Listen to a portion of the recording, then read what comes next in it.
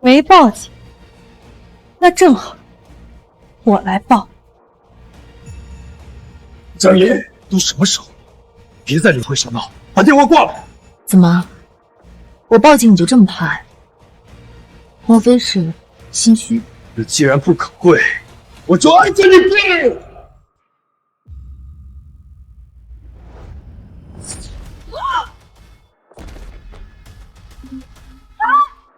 你还敢动手？江银，你到底想干什么？我想报警。给我上！给我把他按住！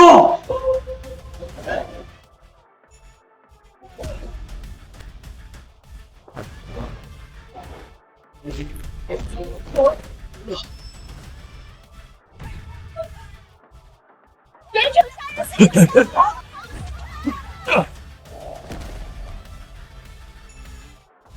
江银，您好，这里是江城治安局，请问您遇到了什么情况？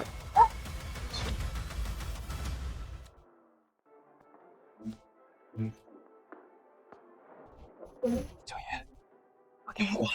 为什么？江银，不要再闹了！周冉已经死了，你难道想让他死了都不得安宁吗？所以才更该报警。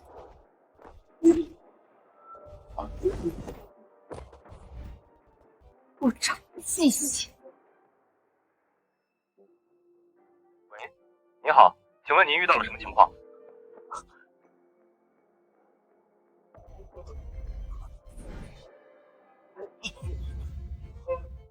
喂，你好，请问出什么事情了？有人用遗书指控我逼死人命，地点在陆家私人会所。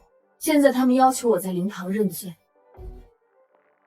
我请求警方核实死亡流程，必要时确认关内遗体身份。收到，请保持电话畅通，我们马上出警。江林，你怎么能这么狠？软软死的那么惨，你还要让他丝毫不得安宁。江银，你别太过分，陆家的脸面不是你能踩的。江小姐，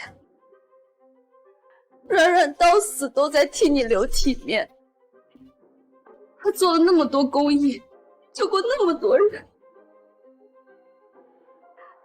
她没有报警，没有起诉，只在遗书里求你放过她。你为什么连她最后一点安宁都不肯给？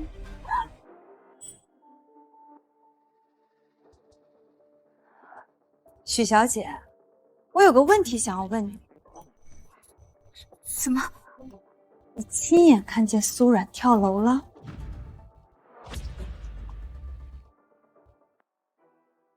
怎么不说话了？这是一个很难回答的问题吗？直播里所有人都看见了。我问的是，你亲眼看见了吗？你这是在审问犯人吗？人家都死了，你还在这里？我们陆家是造了什么孽？安州怎么会看上你这种铁石心肠的女人？听听外面的声音，这就是你做的好事，陆家的脸都被你丢尽了。120出车记录呢？这个问题这么难回答吗？那我换个问题，那口棺材谁淹过？这个问题也这么难回答吗？那我再换一个问题，里面的人，你们谁确认过？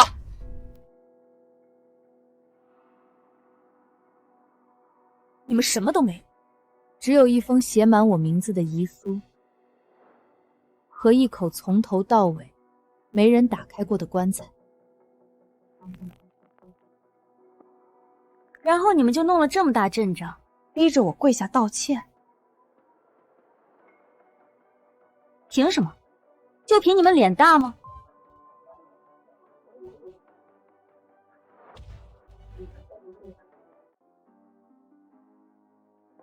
江银，你非要报警，莫非是想威胁我陆家？我告诉你，江银，我陆家可不是被吓大的，想要用警察威胁我们，门都没有。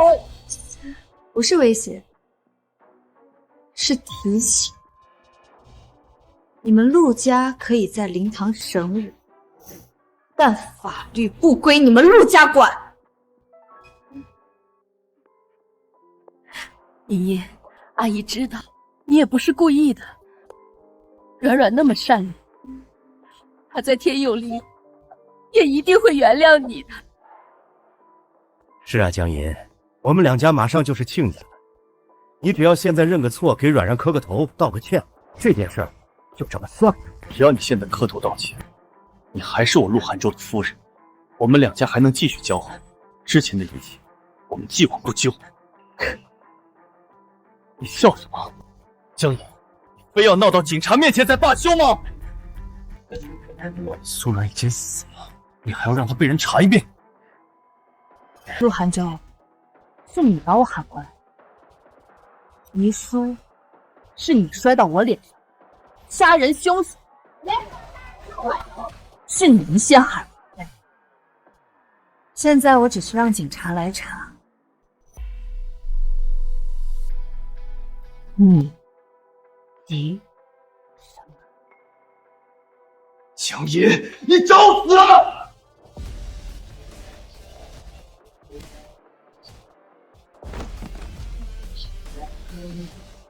不自量力！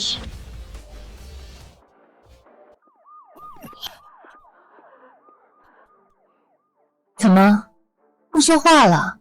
是心虚了，还是没有提前商量好话词，不知道该怎么回答了？江银，你少在这里胡搅蛮缠！胡搅蛮缠，到底是谁在胡搅蛮缠？我觉得你们应该很清楚才对。你知人知面不知心，幸好你还没有跟我家韩州结婚，我们陆家不需要你这种蛇蝎心肠的儿媳。知人知面不知心，这句话是说给你们自己听的吧？如果你们不心虚的话，为什么就这么不希望我报警？为什么就这么抵触警方来呢？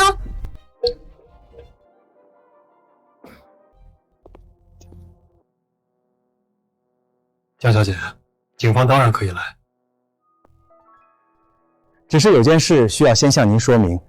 苏小姐家属已经委托陆家全权处理后事了，今晚就会按流程转送殡仪馆。家属是谁？苏小姐的父母。他们在哪儿？国外。人死3个小时，父母没到场，遗体没确认，陆家已经能替他转送殡仪馆。我们陆家好心帮软软处理后事，你倒好，处处挑刺。家属有远程授权。授权书呢？还有，你说今晚按流程转送殡仪馆，什么流程？遗体交接单呢？接收单位呢？谁签的字？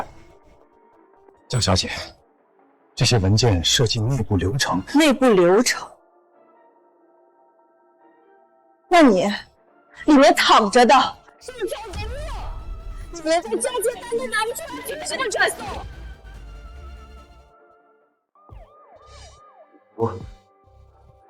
这些江云，你够了！软生前最爱美了，他最怕的就是难看。她从27楼摔下来，已经不成样子了。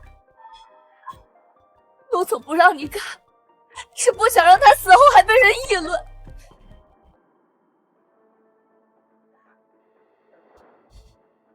你听见没有？我们是为了保护软软的体面。我们不想让你看，是不想让软软死都不得安宁。江银，你实在是太冷血了！我们不像你，只会用最恶毒心思来揣测别人。我们只是想让他安安静静的走，你为什么就是不肯放过他？说完了吗？我说要看了吗？我问的是死亡证明、遗体交接和家属授权，但你们4个每次都往体面上扯。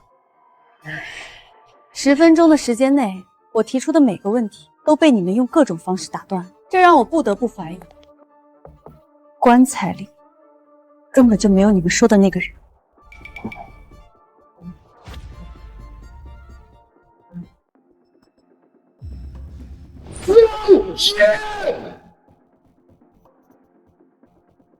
你知道自己在说什么吗？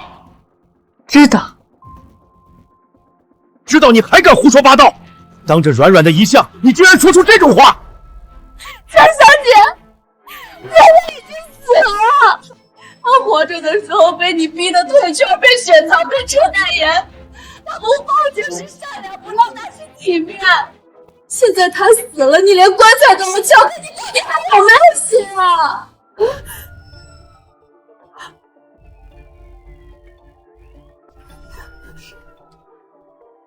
江银，陆家可以不计较你刚才打了韩州，也不计较你报警，只要你低头认下这件事，一切还有转圜的余地。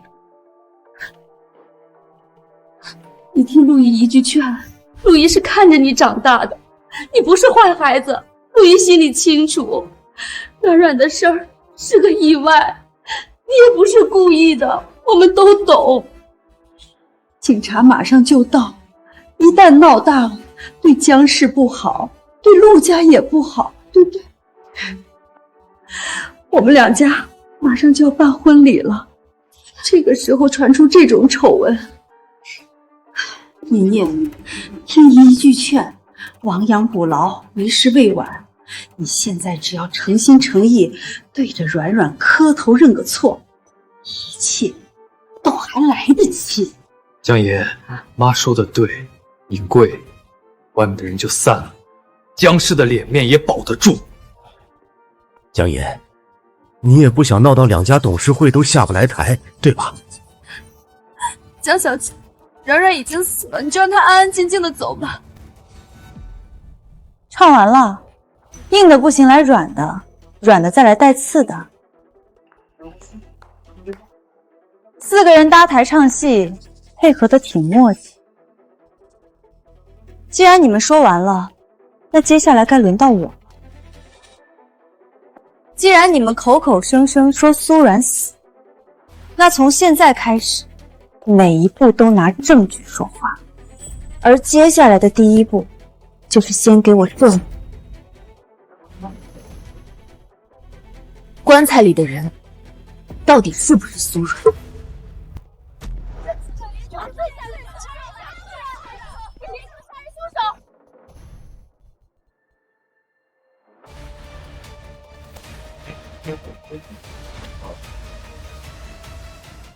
怎么回事？谁报的警？警察同志，辛苦了，辛苦了。这其实是家事，一点小误会。是啊，警察同志，江小姐和我们家软软生前有些误会，她一时想不开，情绪比较激动，所以才报警的，都是冲动。对对对，年轻人爱冲动，给你们添麻烦了，实在不好意思。谁是报案人？报案人先说话，其他人先在旁边等着。警察同志，这不是家事。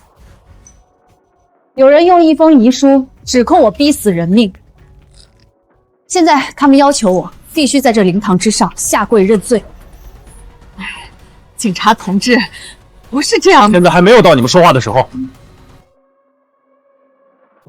女士，您继续。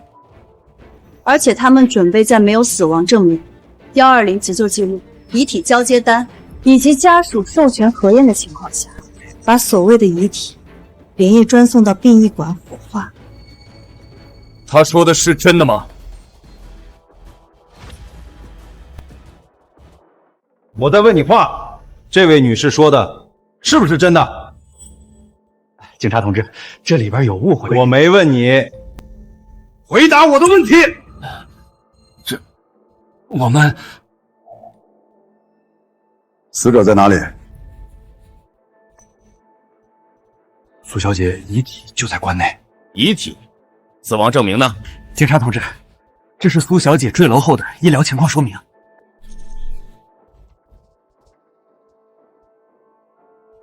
我要的是死亡医学证明，不是情况说明。因为当时的情况有些特殊，流程还在补。按照你们的说法，人已经死了整整3个小时，灵堂已经搭好了，遗书也公开了，甚至连将尸体转送到殡仪馆火化的流程都安排好了。然后你告诉我，死亡证明还在补。江爷，你非要在警察面前咄咄逼人是吗？你有必要这样吗？这位女士，请你冷静一点。江女士只是提出了合理的疑问，你为什么这么情绪激动？不是我要咄咄逼人，而是你们实在是太把这件事情当儿戏了。陆阿姨，你可能忘了，我们江氏旗下足足有上百家医院，我从毕业后就一直在管理这些医院。警察同志，我很确定死亡流程不是这样的。好了，你们不要再东拉西扯的了。现在，立刻，马上，给我把死亡证明拿出来！拿不出来，就说明原因。怎么，都哑巴了？既然拿不出死亡证明，那就开棺验尸。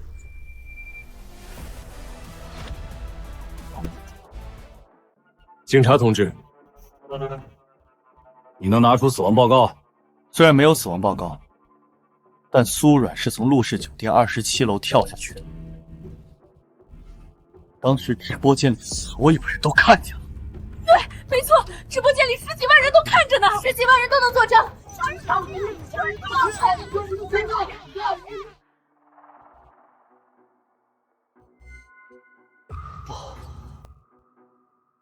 你们是看见他站在天台，还是看见他摔到地上？警察同志，你们别听他狡辩。江小姐，你为什么非要扣这种字名？软软最后那段直播还不够清楚吗？他哭着说你逼他，哭着说撑不下去了，然后你脑就黑了。不是跳楼还能是什么？镜头黑了之后发生了什么？你看见了？你没看见，你们也没看见。直播间内的10几万粉丝没看见。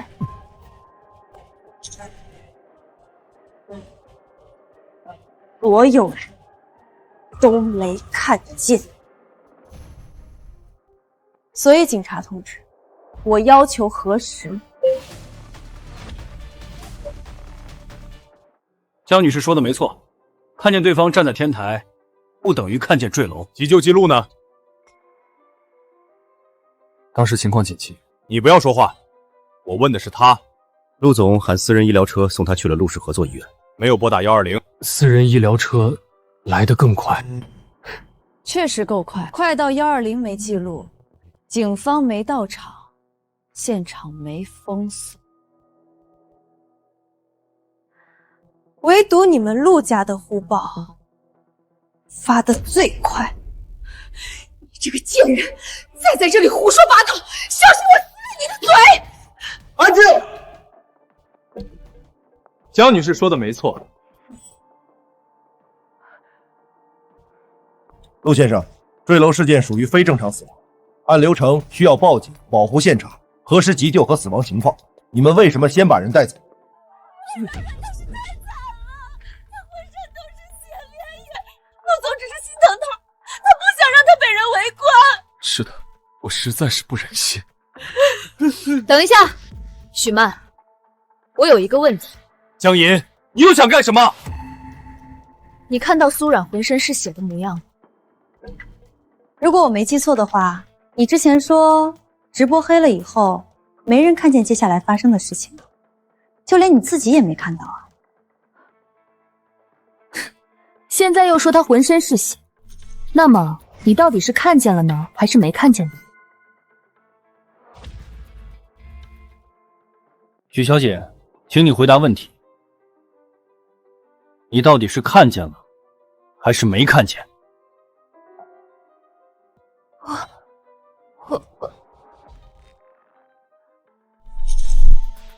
警官，你们这是在审讯犯人吗？许小姐作为死者经理人，可是受害者。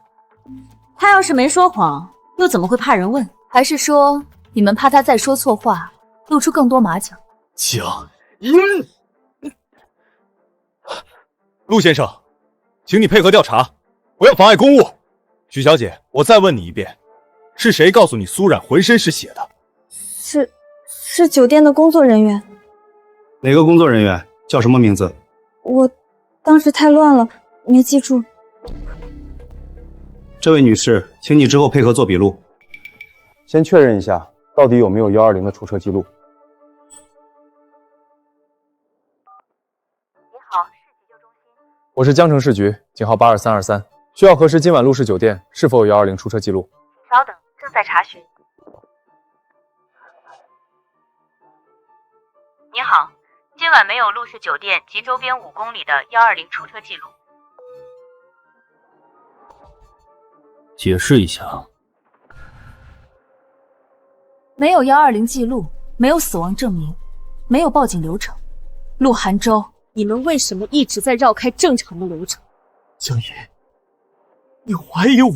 我怀疑的是证据。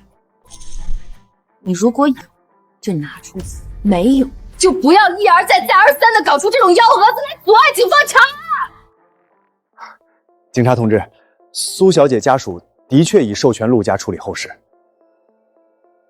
我们并没有逃避调查的意思，只是死者生前公众影响力较大，陆家出于保护死者隐私，才先做了部分安置。保护隐私，保护到粉丝和媒体都提前到了灵堂门口。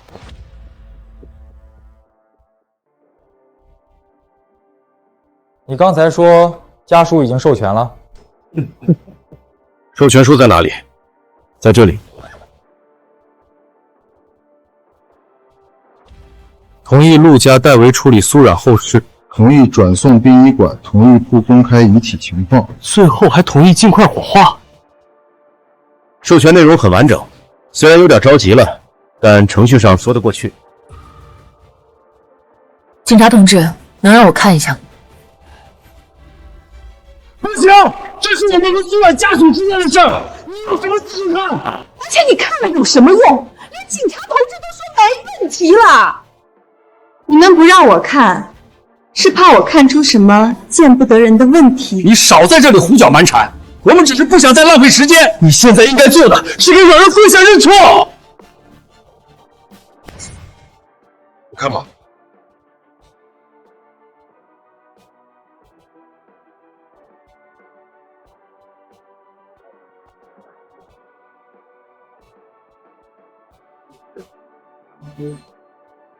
23点47分，苏冉所谓的坠楼时间是21点58分，2个小时不到的时间。送医确认死亡，通知远在国外的父母，跟他们沟通，拿到授权，再传回国内。然后你们搭好了灵堂，发了讣告，还喊来了这么多粉丝，顺便把我喊到这里来认罪。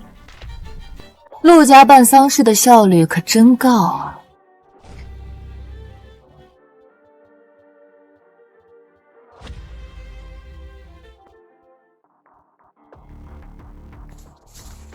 江女士提出的疑点很关键，这个时间点确实不合常理。警察同志，这其中可能有什么误会？是不是误会？核实一下就知道了。请立刻联系授权人，我们需要通话核实。现在？现在。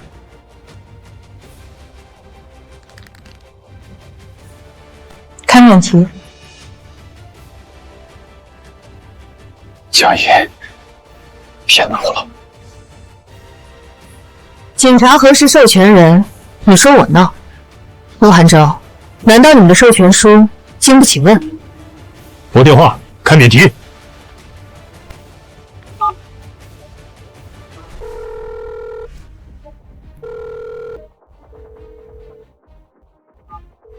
The number you have dialed is not in service. 这个号码需要核实，可能是国际线的问题。指挥中心，需要核实境外授权。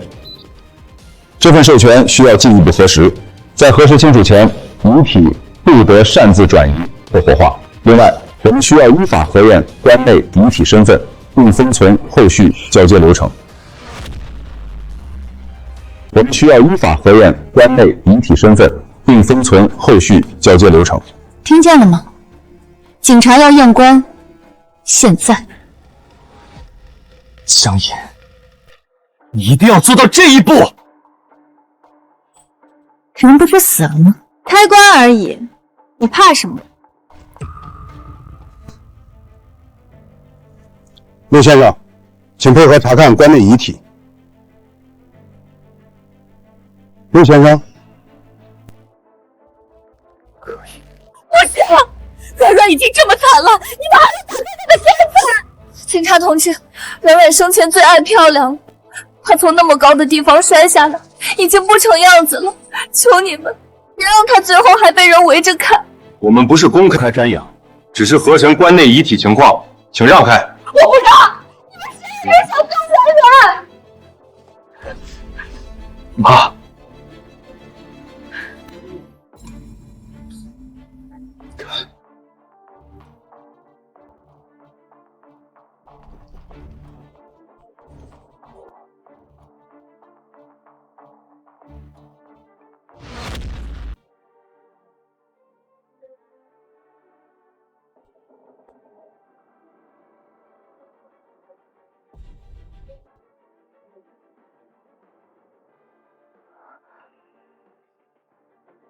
苏阮，性别女，年龄26，转送单位陆氏合作医疗中心。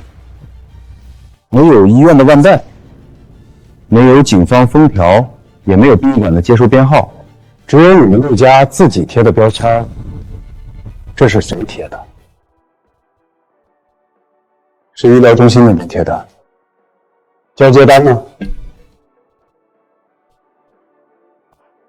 你笑什么？没什么。第一次知道人死以后身份确认竟然是靠一张贴纸。警官，这个不要妨碍警察办案。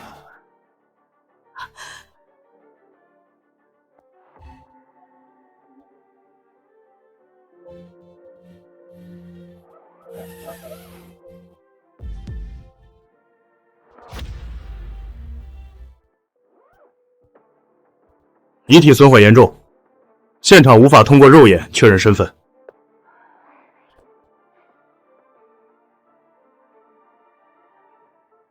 老公，当初要是江银那个贱人非要开棺验尸怎么办？放心，棺材里面我提前准备了一具跟你体型一模一样的毁容尸体。不过江氏集团怎么会倒得那么快？那当然是我的手笔。我不但在背后推动了江氏的破产，还买通了医生，换掉了江银他爸的药，他才会突发脑溢血。他妈该不会……一个精神恍惚的女人，在马路上被车撞死，很正常，不是吗？老公，你真是太厉害了！真以为你赢定了，高兴得太早。警察同志，我怀疑死者并不是苏阮。都已经这样了，还要怎么确认？江银，你还没有良心了？你的良心难道被狗吃了吗？证据呢？你有什么证据？我没有证据，但是从我进门到现在，他们从一开始就谎话连篇，没有走任何正常程序，同时一而再再而三的干扰办案。我有这个怀疑，很合理吧？你冤枉啊！我们只是想让软软走得体面一点，怎么就成了谎话连篇了？安静！联系法医过来，立刻做身份核验。怎么，只是确认一下身份，你也拍？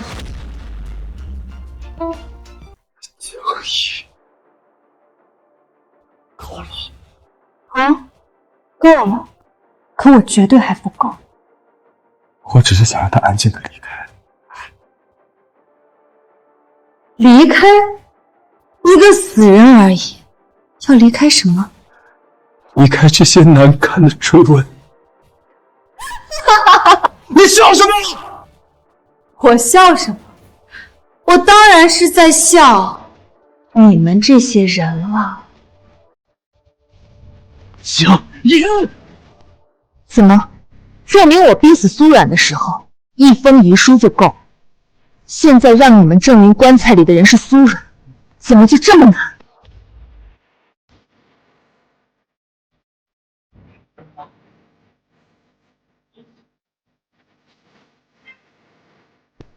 是交接单，警察同志，这个应该能说明我们的交接流程。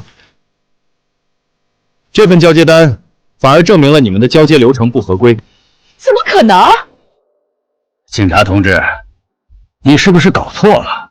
接收方没有签名，交接人没有签名，时间也没有填写，除了一个可笑的红印章外，没有任何其他有用信息。这只是一份无效的空白单罢了。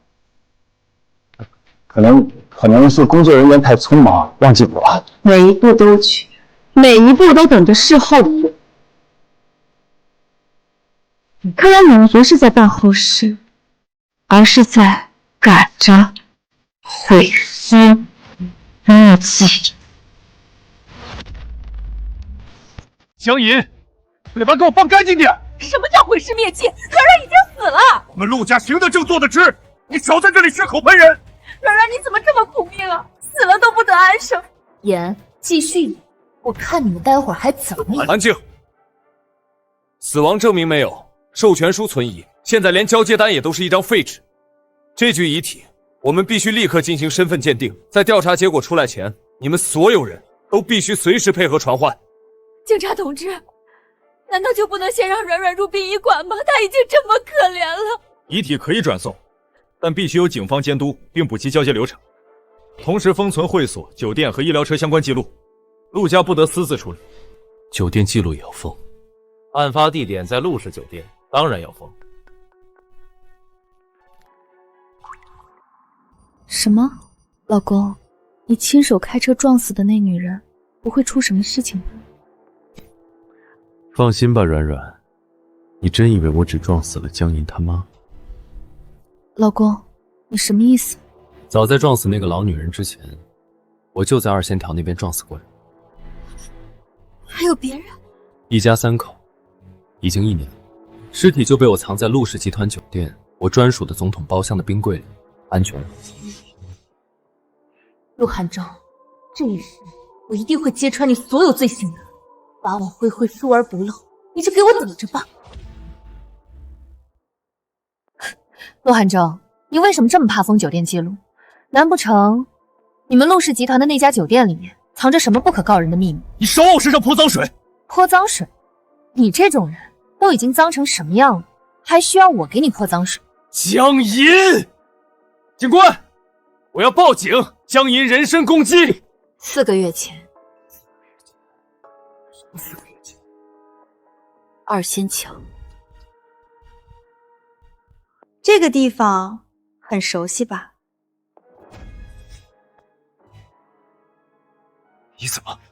我刚才说了，你们陆家做事每一步都缺，不只是办丧事的时候缺。2仙桥，4个月前。警官，如果我没有记错的话，4个月前2仙桥附近有一家3口失踪了。陆先生，这事儿待会儿也需要你说清楚。警察同志，棺材里的遗体，我建议现在就封存送检，时间拖得越久，有些人就越有时间动手脚。江女士，您放心好了，流程已经开始走了，法医已经在路上。陆汉州，没想到你的那些秘密我全都知道，这一世我会一个一个把他们都挖出来，让你身败名裂。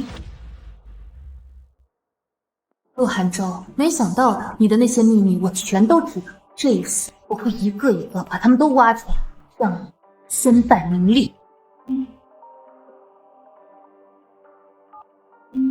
接。警官，只是工作电话。接。开免提。张律，后门这边已经等了20分钟，你之前说今晚必须走，现在警戒线拉了，还按原计划吗？什么原计划？没有手续怎么走？你们不是说手续后面再补吗？谁让你联系后门车辆的？手续后面再补。看来不只是交接单和死亡证明啊。江银，放心吧，许曼，警方封存后，谁都碰不了这口棺材的，你没必要这么紧张，放轻松。江银，你不是血口喷人，那你别怕，只要棺材里真的是苏然，谁都冤不了他，也冤不了你。后门执勤人员注意，扣住后门所有等待车辆，核对驾驶员身份。不到，你们误会了，我只是提前做了一下预案而已。预案？没有死亡证明，没有交接手续，你做的是什么预案？警察同志，我们陆家只是想体面送走软软，真没别的意思。体面？手续不全就想从后门走，这叫体面？陆总，出去！陆寒舟，人这么着急的跑过来，跑得都快上气不接下气了，你却这么着急让他走，这是心虚呢，还是心虚呢？江银，你少在这里血口喷人！滚出去！没看到我们正在谈正事吗？是，站住！什么事儿？看着我的眼睛。是苏小姐。苏小姐昨晚寄存在会所的行李。行李怎么了？原本是安排了司机今晚要送去机场的，可司机刚刚打电话说他被警戒线拦在地下车库了，问行李还送不送？送去机场。尸骨未寒，行李先飞。那是他的私人物品，跟你无关。跟我无关。既然人死了，行李为什么要连夜送走？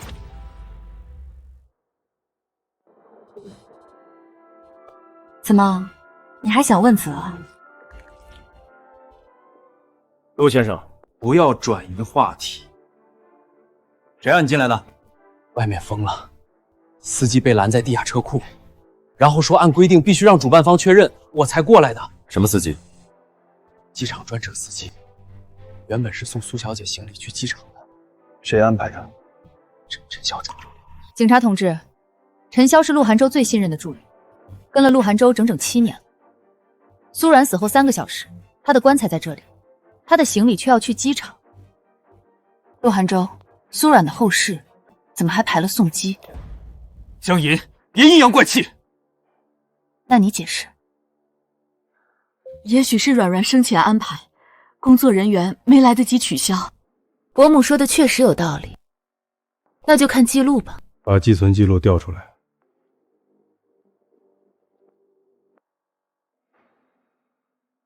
昨晚20点37分寄存的行量，今晚21点58分跳的娄子的沙，提前1天寄存，死亡当晚送机场。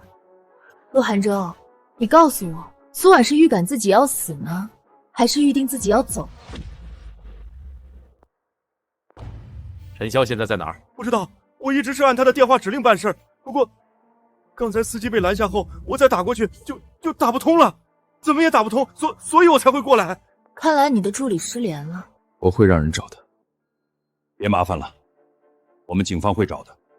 警察同志，这可能只是苏小姐生前的出行安排，突发意外后工作人员没来得及取消，才造成这个误会。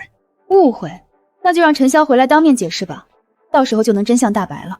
软软她原本就是要走的，她最近状态很差，非常差，说是想离开南城去港城疗养一段时间。行李和车都是我私下拜托陈助理安排的，陆总他并不知道细节。许曼，你确定？我是他的经纪人，我当然知道他的安排。是吗？那他是什么时候给你的遗书？昨天几点？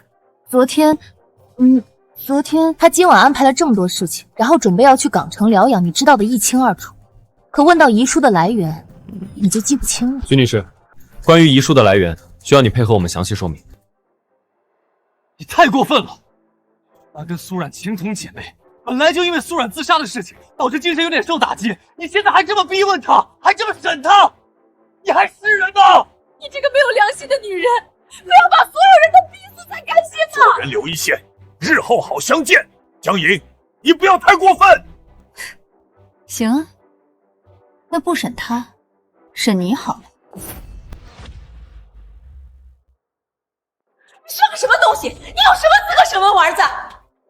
江林，你别忘了，你现在可是杀人凶手，你是个罪犯，你没有资格。请注意你们的言辞。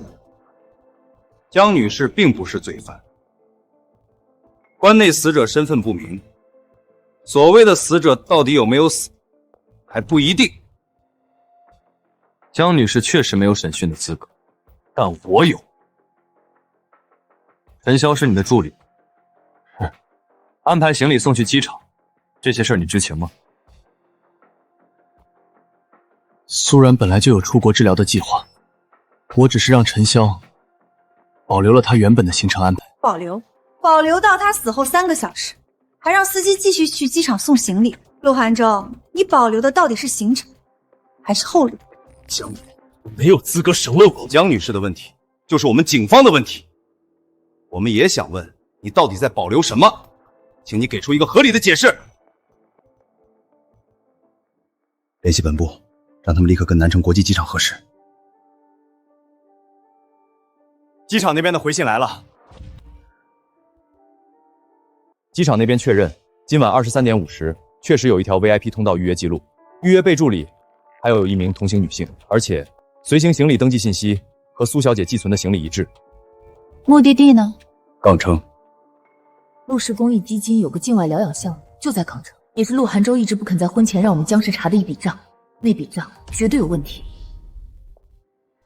苏冉今晚要去港城，预约人是陈潇，目的地是港城。陆寒舟，你还说这只是保留行程？港城有疗养中心，他只是去治疗。治疗？人已经死了，治疗行程还在，遗体要送殡仪馆 ，VIP 通道却没取消。陆寒舟，你到底想让他去哪儿？寒舟，别让他们把事情扯到港城，那边一闹开，我们陆家的脸往哪儿搁？陆阿姨，苏然死了，你不急着查凶手，倒先急着保陆家脸面。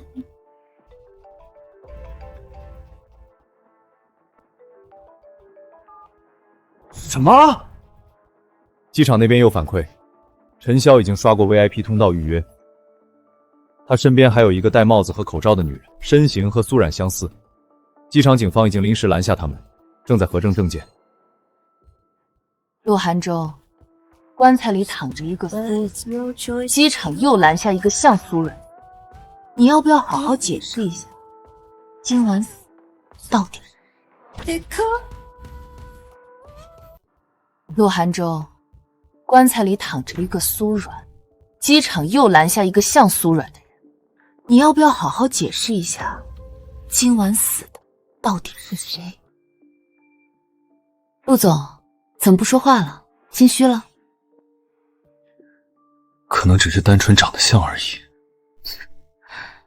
死鸭子嘴硬。什么情况？陈潇也拒绝说明他和那名女性的关系。陆总，陈潇失联了，但你和他的通话记录总不会一起失联吧？江野，你有什么资格查我的手机？陆总，你没必要这么激动。我确实没有资格，我只是问你，敢不敢自己交出来？韩州手机里都是我们陆氏集团机密，凭什么给你看？我没让他给我看，我的意思是给警察看。你们信不过我，难道还信不过警察吗？陆先生，如果涉及相关联系记录，请配合提供。如果你拒绝，我们会依法调取。陆先生，请你配合。我没让他给我看，我的意思是给警察看。你们信不过我，难道还信不过警察吗？陆先生，如果涉及相关联系记录，请配合提供。如果你拒绝，我们会依法调取。陆先生，请你配合。好。警官，我没有删记录的习惯，你最好是解锁。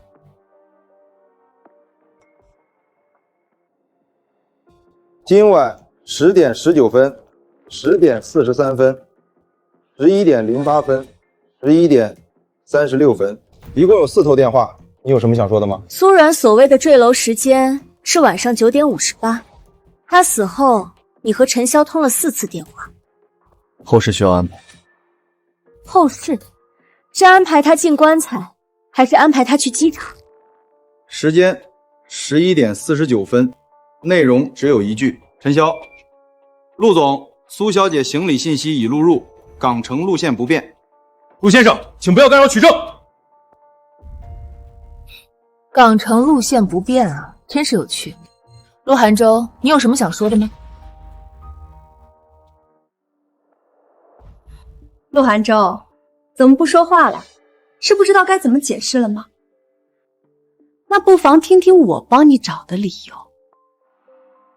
港城路线不变，这话的意思是，就算苏然死了，也得把他的尸体打包送去港城度假。他确实要去港城，这件事我知道。涵舟，你在胡说什么？哦，你刚才可不是这么说的。我没记错的话，你刚才表达出来的意思是完全不知情吗？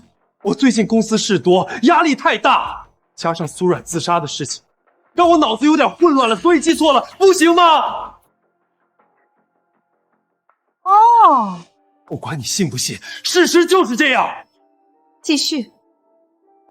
苏冉最近精神状态很差，抑郁严重。她之前跟我提过，想先离开南城这个伤心地，去港城疗养一段时间。我答应了她的请求，安排了行程。警察同志，这个应该没什么问题吧？不好意思，还真有。苏冉9点58分坠楼，11点49分，跟了你7年，你最信任的助理还在跟你确认港城路线不变。陆涵舟，我问你，难道死人也要走 VIP 通道吗？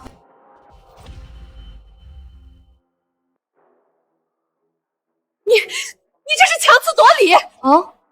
那您倒是给我个合理的解释。可能是陈助理不知道阮阮已经出事了。对，一定是这样。陈助理一直在忙着安排行程，没接到通知。陈潇不知道，那这4通电话是谁跟陆涵舟打的？鬼吗？陈潇只是在保留原有的行程，我没有让他带任何人去机场。是吗？那就等陈潇的说法。警察同志，靠你们了。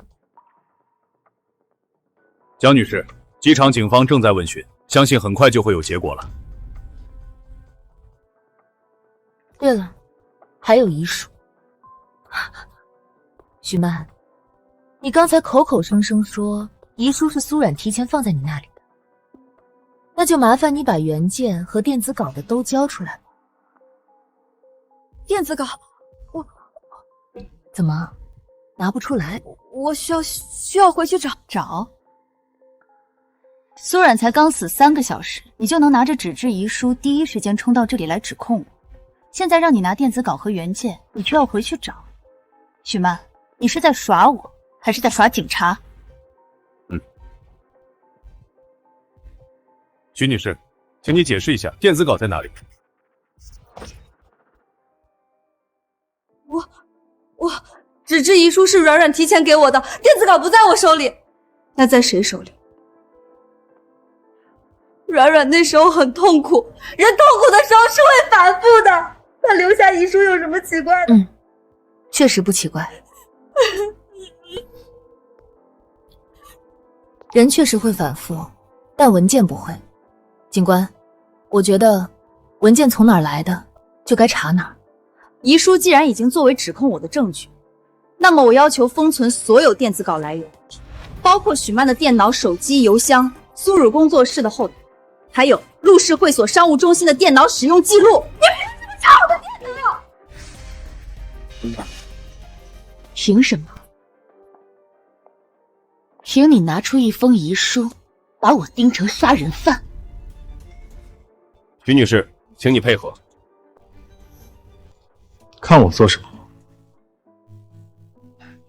联系网安，封存所有相关电子设备和会所商务中心电脑记录。万事俱备，只欠东风。把我盯成杀人犯。徐女士，请你配合。看我做什么？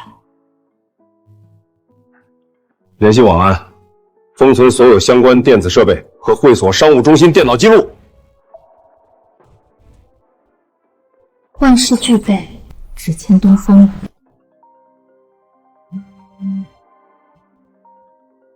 东风来了。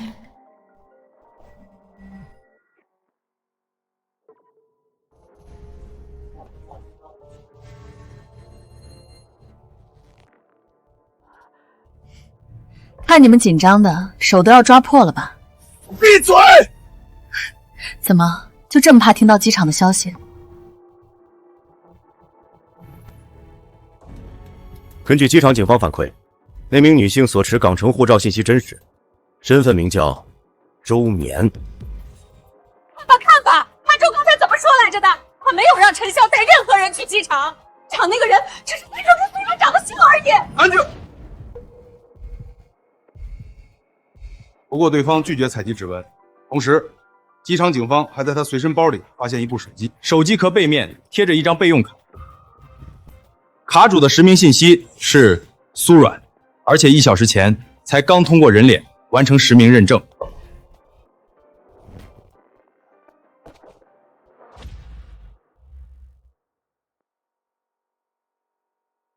人去机场，场那个人只是单纯跟苏然长得像而已。安静。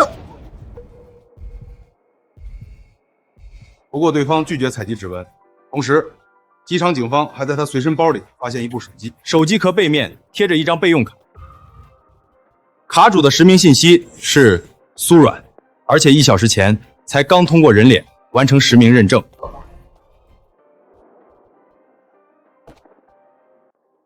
怎么，陆阿姨这就受不住了？这才只是个开始。江银，陆寒舟。事到如今，你还有什么话想说？肃静，江女士，机场警方那边已经将陈潇和周绵带回进一步核查了。不过，陈潇那边拒绝说明周绵与苏软的关系，并且坚持有权保持沉默，直到你的律师到场。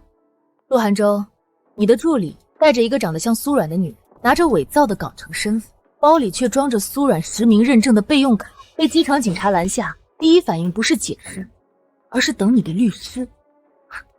陆寒舟，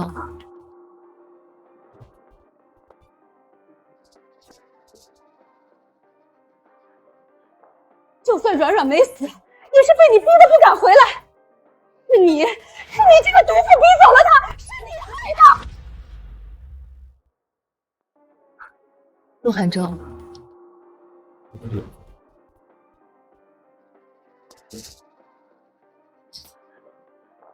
就算软软没死，也是被你逼得不敢回来。是你这个毒妇逼走了他，是你害的。什么？江银他妈被车撞死了？哎呀，这个真是太不幸了。死得好，真是大快人心。韩超，告诉你一个好消息，江银他妈死了，被车撞死了。那我实话跟您说吧，江银他妈是我开车撞死的。你没留下什么把柄吧？处理干净了吗？放心，处理得很干净。那就好。陆阿姨，陆寒舟，你们一个都跑不掉，我会亲手揭穿你们所有的真面目。看什么看？江爷，一切都是你的问题。行，死了是我逼死的，没死是我逼他逃的。话都让你们说完了，既然如此，那你们想说就说吧。我选择相信警方。警察同志，关于这起案件，作为报案人，我申请从头梳理一下我的怀疑。江女士，您请说。第一，没有死亡证明，没有120急救记录，没有警方出警记录，甚至连法医的现场勘查都没有，他们就直接搭了灵堂。江女士，我都记下来了，还有吗？第二，所谓的遗书漏洞百出，时间对不上，来源经不起推敲，连许曼自己都说不清是什么时候拿到的。还有呢？第三，苏冉的行李提前1天寄存，他的经纪人安排好了一切，他的尸体还没确认身份，可去机场的车和 VIP 通道却都准备妥当了。警察同志，结合以上3点，我可以得出一个结论：所有的一切都指向一个事实，苏冉根本就没死，这一切都是一场针对我的骗局，是陆家在包庇他。你血口喷人！江银，若是再在这里颠倒黑白的话，我们2家从此就别再来往了。陆兄，看在我们两家这么多年的情分上，求你帮帮忙，江氏不能倒啊！情分？江银逼死苏冉的时候，可没见你们讲情分，跪在这里像条狗一样。你女儿呢？让她也来跪下，跪下认罪。陆兄，爷爷他不是故意的。那你就在这跪着吧。江氏破产是你们咎由自取，我陆家的钱不救杀人犯的爹。陆老子，前世我爸跪在你面前，你却故意见死不救，百般羞辱，我还巴不得跟你们断绝往来呢。断绝往来就断绝往来，你以为我稀罕？江银，你知道你在说什么吗？哦，对了，还有最后一点，陆氏公益基金港城账目。这和基金有什么关系啊？没关系，这么紧张干什么？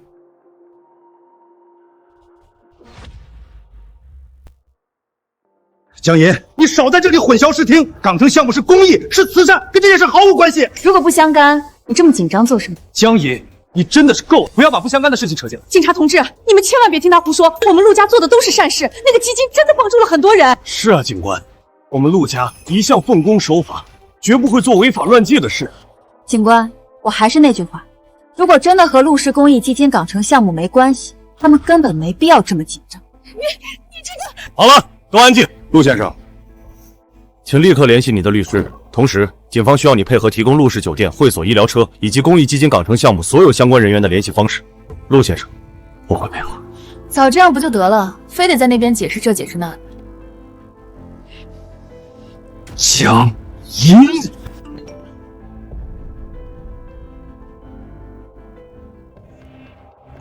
队长，看这个。徐女士，负责封存会所商务中心电脑的警员刚刚传来消息，他们在电脑里恢复了一个被恶意删除的文档，而这份文档的标题是“苏冉遗书最终版”。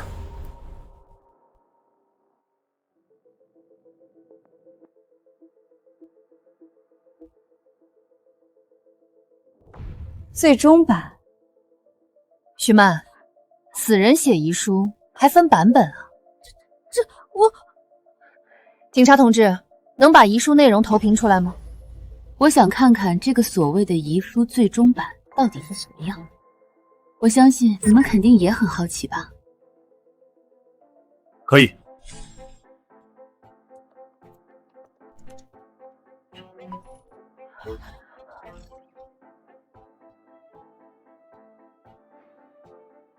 这肯定是伪造的，是他，一定是江银伪造的。伪造？陆阿姨，饭可以乱吃，话可不能乱说。警察同志，在你们进行下一步行动前，我需要澄清几点。首先，从我昨天开始，就一直在忙江氏集团的事务，连轴转了一整天。这一点，江氏集团总部至少有上百个员工可以给我证明。除了人证，还有物证，我可以确保我全程都处于监控视角之下，我说了什么，干了什么，都能一览无余。然后从进入这个灵堂开始，我就一直在这几个高清摄像头的视线里，我根本就没有机会去碰灵堂内的电脑。再然后，这份遗书的内容是指控我逼死苏冉。陆阿姨，你觉得我会蠢到去伪造一份证据来定我自己的罪吗？还是你觉得在场的各位，包括警察同志，都跟你一样没有脑子，会相信这种荒唐的逻辑？最后，我明确告知你，你刚才毫无根据的指控已经构成了诽谤。我保留追究你法律责任的权利。打开吧。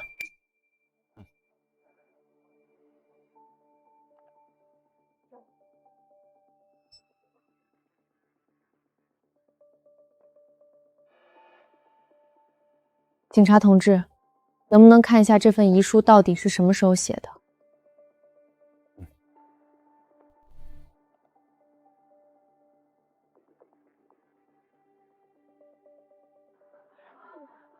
创建时间3天前，最后修改时间今晚22点17分。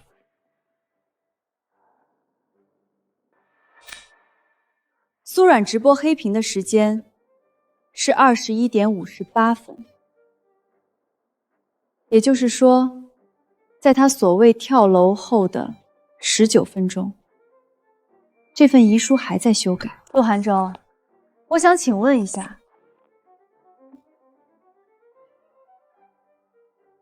苏冉到底是死了呢，还是没死？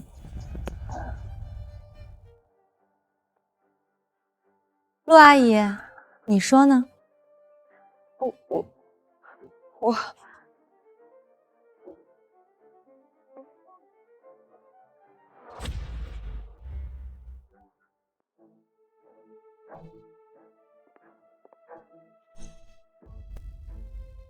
警察同志，这份遗书被修改过好几个版本，我申请查看遗书的所有历史版本。调出版本记录。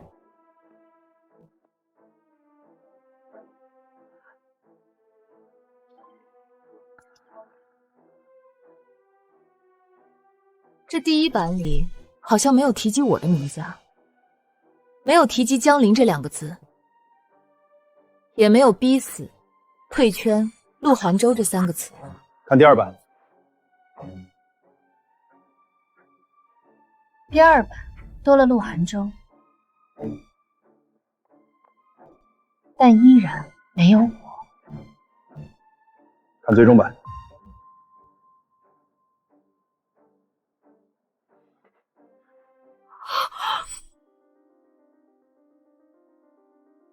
挺会改。第1版是离开南城，第2版是告别陆寒舟，最后1版就成了我逼死你们的公益女神。我不知道，我什么都不知道。别急着不知道，修改账号还没看呢。这份遗嘱到底是谁修改的，还不一定呢。调出修改账号信息。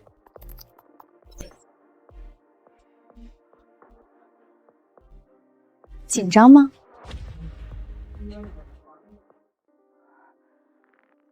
登录邮箱后缀陆氏集团。最近一次登录设备是你们陆氏会所商务中心3号电脑。登录人身份慢。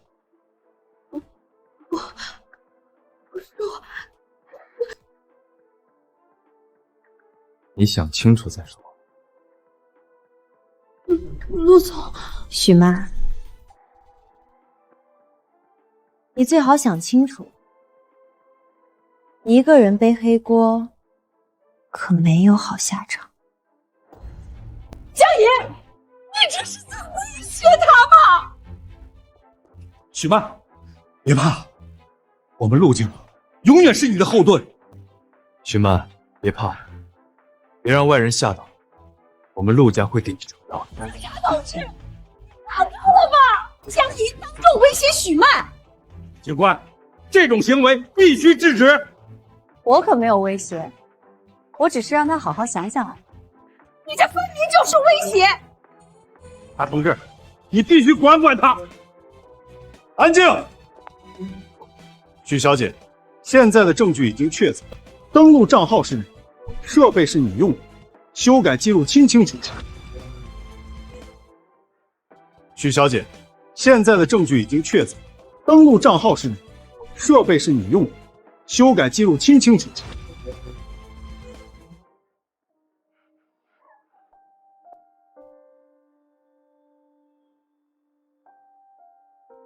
我想清楚了，警官，我许曼，你确定你想清楚了？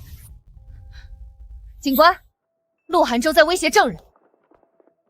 陆先生，我们需要一个解释。警官，你们误会了，我只是怕许曼没想清楚。怕他没想清楚。陆总，你的怕可真是吓人啊！陆先生，请你不要妨碍证人作证，再有下次，我们会依法处理。想清楚。陆总，我想清楚，苏冉这3年的公益通稿是谁审的？港城疗养中心的宣传是谁签的？现在出了事，你们想让我一个人闭嘴！陆夫人，请你立刻退后。徐小姐，你接着说。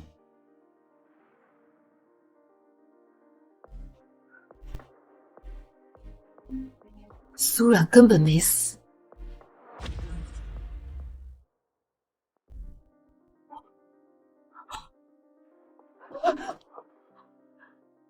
这才刚开始就承受不住了。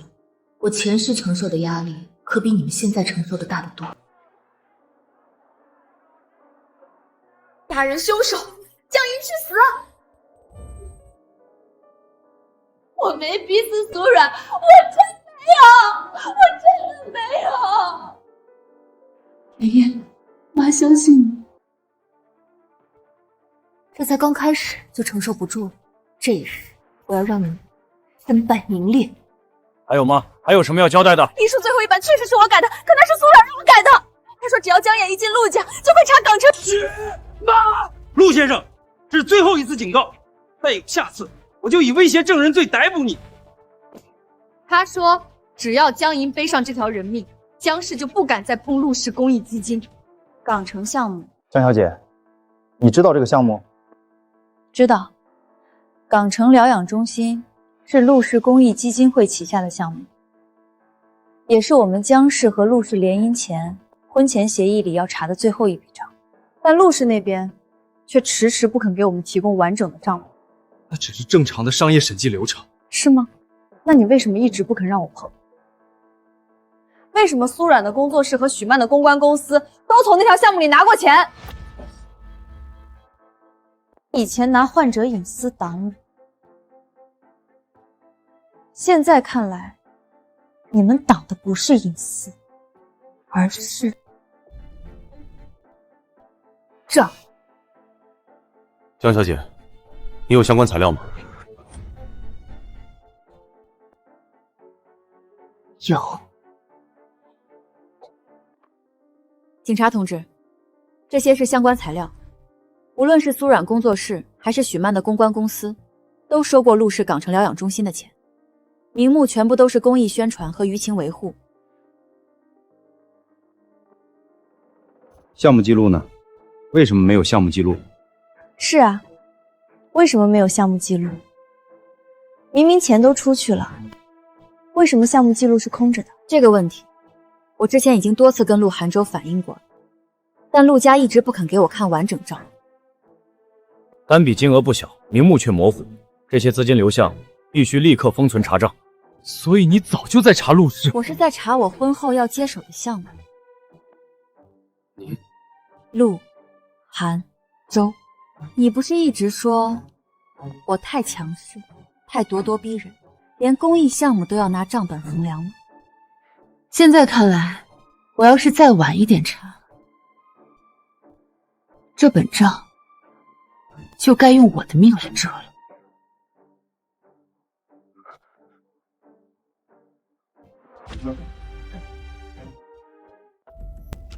徐女士，江女士刚才提到的账目问题，陆氏公益基金港城项目，你作为公关负责人，经手过多少资金？请你现在给我们交代一下。我不清楚。许曼，你最好想清楚，这可是数千万的账，一旦查证，你这辈子就别想从监狱里出来了。这不是我拿的！许曼，你疯了！在这里胡说什么？我没疯，我没有疯，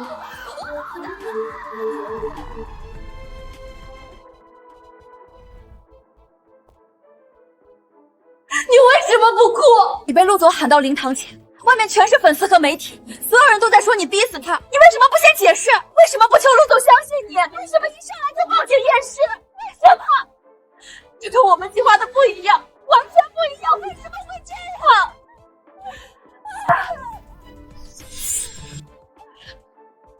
上一世，我哭了，也求了，可换来的却是万劫不复的深渊。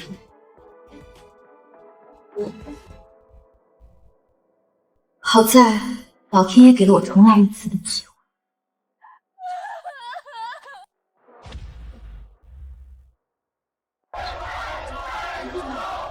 把所有文档和账号记录立刻封存。明白。保安组注意，封存会所商务中心电脑，还有修改账号、邮箱所有备份，一个都不能漏。收到。另外，立刻通知相关部门调取陆氏公益基金港城项目全部资料。我的意思是，基金涉及患者隐私，不能随便查。陆夫人，只是查基金，你急什么？江爷，不要闹了，基金的事到此为止。现在不是时候。那什么时候是时候？等苏冉换身份到了港城，还是等江家放弃审计权？陆寒舟，你可以说不知道遗书最后一版，但你知道，他要去港城，知道棺材必须赶在警方前送走，也知道港城那本账不能落到我手里，所以你并不无辜。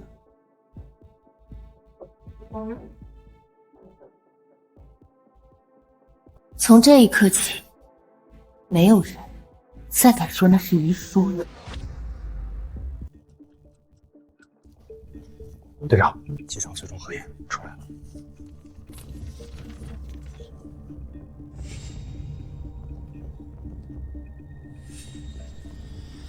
陆先生，周眠的随身手机里有苏冉私人账号的登录记录。除此之外，会所后台监控也调出来了。今晚，一名与苏冉身形相似的女性在会所换装离开。除此之外，陈潇也承认了 ，VIP 通道、行李登记、港城路线都是按你的要求保留的。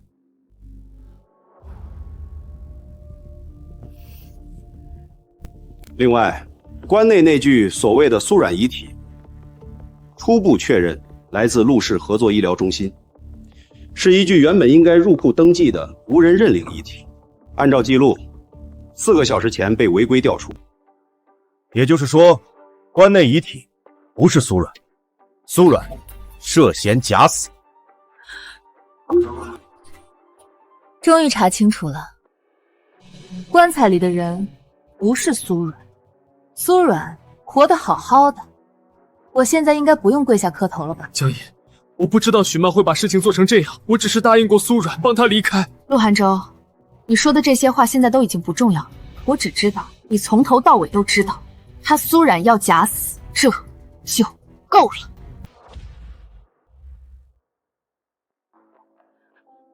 江爷，江氏不能撤资，港城项目也不能交出去，我们陆家经不起这种丑闻。陆夫人，苏冉死没死你不急，我有没有被冤枉你也不急。现在轮到陆家出事，你就坐不住了。江爷，妈的，闭嘴！你们陆家所有人，今晚每一步都没把我当人看，用一封假遗书，一具假尸体把我定成杀人犯，把全南城的粉丝、媒体都喊到这门口骂我，然后逼我跪在这里磕头认罪。陆夫人，你说陆家经不起丑，那江氏经得起。你要做什么？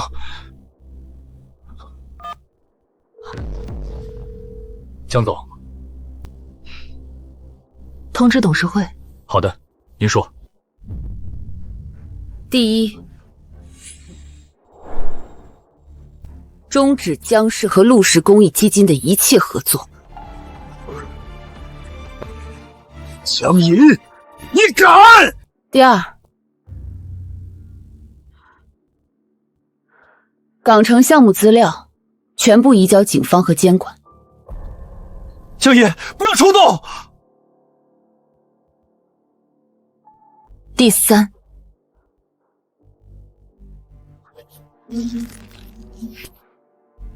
同步公布江氏与陆氏解除婚约声明。江银，明白，江总，我立刻去办。你一定要做到这个地步。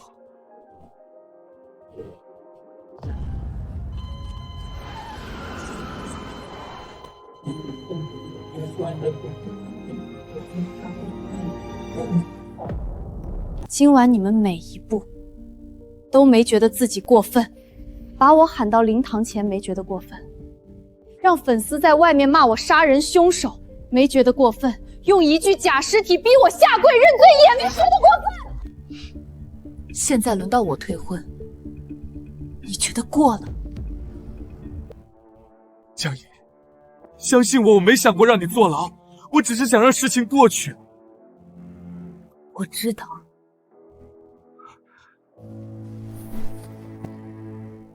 你只是想让我退一步。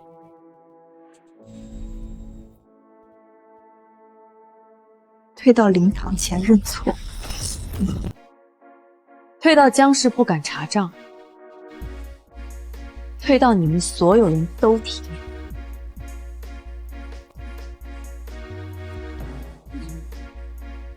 可我凭什么退？根据现有证据，苏冉涉嫌假死，陆家多人涉嫌包庇、伪造证据、妨碍公务，把他带走，移交进一步调查。警官，我只是按陆总的吩咐办事。有什么话，回去再说。陈潇和周眠，机场警方已经立案。陆氏合作医疗中心、会所商务中心、港城疗养项目，全部封存核查。陆涵州，你也得跟我们走一趟了。我跟你们走，但在我的律师到之前，我不会说任何话。这是你的权利，带走。江野，你给我等着！放心，我不会给你这个机会。警察同志，我要举报陆涵州肇事逃逸。江野，你给我闭嘴！4个月前，成华大道2仙桥。闭嘴！给我闭嘴！之前还没让你长记性是吗？江女士，你刚才说4个月前成华大道2仙桥到底发生了什么？他肇事逃逸，撞死了3个人，尸体不出意外，应该被他藏在2仙桥附近那所陆氏酒店。江野，你，陆涵州，别在这里你了，法网恢恢，疏而不漏。你想说什么，去跟法律说吧。